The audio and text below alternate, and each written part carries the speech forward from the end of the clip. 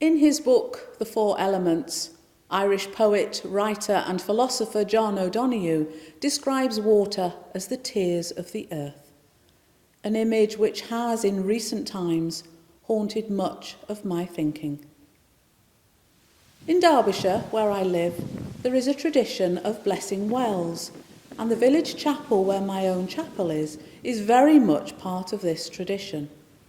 It is a tradition that goes back many years and stems from a time when the supply of water came from wells and springs, and each year communities would give thanks and praise for the water that they were able to access from a local well or trough. There has also been a link to water being holy for many years. As an ex-Catholic, I am somewhat used to seeing holy water being used in worship.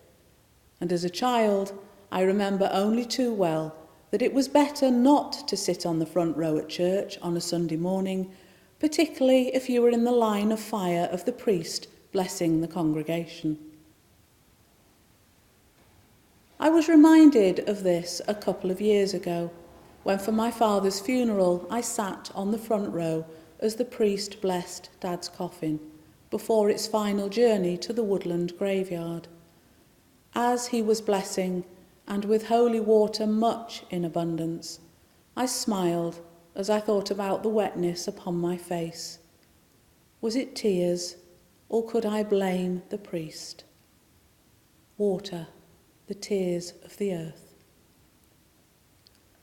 I remember too there always being a plastic bottle of holy water from Lourdes in my childhood home, and we always blessed ourselves by the front door using this water that was contained in the small font that hung on the wall by the door.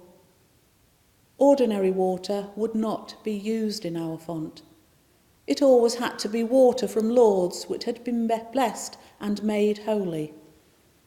Within many faith traditions, water is seen as the most holy of holies. Water and religion have always been a strong combination. I have always been intrigued by the notion that blessing water and wells seems to indicate that in some way we change the water. Yet I know that if tests were done before and after a blessing, they would prove beyond a doubt that the makeup of the water, its very substance, cannot be changed by blessing it. What changes, I think, is us, and how we view that water once blessed, or indeed how we view water taken from holy wells like Lourdes. We bless and give thanks for water in abundance, and what changes is not the water, but the recognition that it is life-giving and life-sustaining. It is indeed very precious. So next time you see water running through a brook or a stream, or you are gazing down a holy well, remember John O'Donoghue's words, that is the tears of the earth that you are seeing, and remember how connected your life is to life-giving water. I return again to words by John O'Donoghue. Water has great generosity and humility. It insists on no particular shape.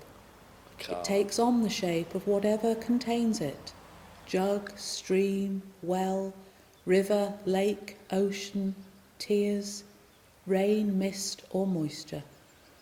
In this sense, water holds a wonderful, imaginative invitation in it. The imagination is always drawn to the hidden form of things. Through its patience, it coaxes the form to emerge.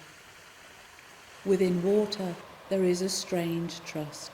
It has faith in itself. It does not insist on any priority of place, and it will flow until it finds its own level.